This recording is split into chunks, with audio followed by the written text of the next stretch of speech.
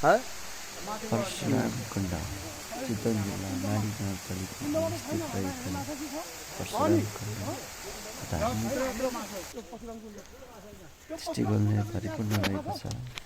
चितवन राष्ट्रिय निकुञ्जभित्र अवस्थित रहेको परशुरामकुण्ड वर्षमा एक दिन मेला लाग्ने गर्दछ। राम नवमीको दिन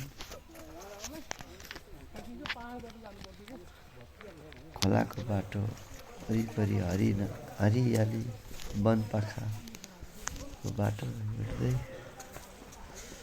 4 किलोमिटरको यात्रापछि परशुरामकुण्ड आउने गर्दछ।